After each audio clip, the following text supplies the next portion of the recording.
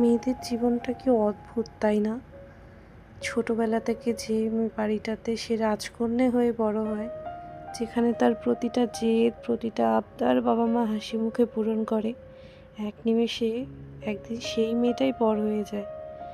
বিয়ের পর সে যখন অন্য একটা পরিবারে আসে, তখন তার চেনা চেনা চঞ্চল মেয়েটা কোথায় যেন হারিয়ে যায়। তখন সে শুধু নিজের জন্য বাঁচে না, সবার পছন্দ অপছন্দ মেলাতে মেলাতে নিজের ইচ্ছাগুলো কখনো সে এক বাক্স বন্দি করে ফেলে, সে নিজেই টের পায় না। বাস্তব জীবনে একটা মেয়ের সবচেয়ে বড় গুণ বা দোষ যাই বলুন না কেন, তা হলো মানিয়ে নেওয়া।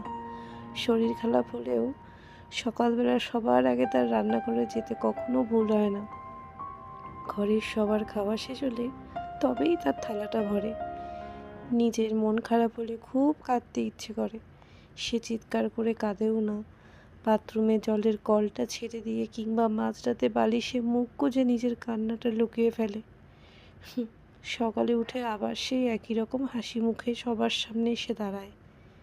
কই, কেউ এসে তো জিজ্ঞেস করে না তুমি ভালো আছো তো? আর সেই মেয়েটাই যখন একজন মা হয়, তখন তার জীবন সম্পূর্ণরূপে বদলে যায়। নিজের সন্তানকে একটু ভালো রাখার জন্য সে নিজের ঘুম, খাওয়া দাওয়া, সাজগোজ সব কিছু হাসি মুখে শেষ করে ফেলে।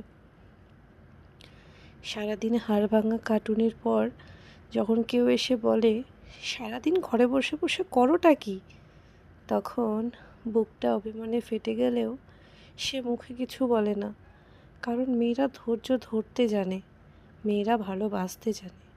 এত কিছুর মধ্যেও প্রতিটি মেয়ের কোণে শুধু একটাই ইচ্ছে লুকিয়ে থাকে, কেউ তাকে বুঝুক, কেউ একটু বলুক, তুমি অনেক করেছো, এবার একটু নিজের কথা ভাবো, এবার একটু জিরিয়ে নাও। কিন্তু কি জানেন তো, মেয়েরা যত তাড়াতাড়ি মানিয়ে নিতে পারে, ঠিক ততটাই শক্ত হয়ে ঘুরে দাঁড়াতেও জানে। চেনা মানুষগুলো যখন তার ত্যাগের মূল্য দেয় না, যখন চারপাশের চেনা জগৎটাকে একাকিত্বের চাদরে ঢেকে নেয়, তখন সেই মেয়েটাই অন্ধকার ঘরে আয়নার সামনে দাঁড়িয়ে ভাবে, আমাকে বাঁচতে হবে, নতুন করে আবার বাঁচতে হবে। তাই তো আজ শত ব্যস্ততা, ঘরের কাজ, সংসারের সমস্ত দায়িত্ব সামলেও নিজের জন্য একটু সময় বের করেছি। আজ এই ক্যামেরার সামনে দাঁড়িয়ে আপনাদের সাথে নিজের মনের কথাগুলো ভাগ করে নিচ্ছি, নতুন আকাশ খোঁজার চেষ্টা করছি। আমি যেখানে শুধু কারো স্ত্রী বা কারো মেয়ে নই, নিজের পরিচয় করতে চাই। তাই আপনাদের ভালোবাসার আশীর্বাদটুকু খুব দরকার।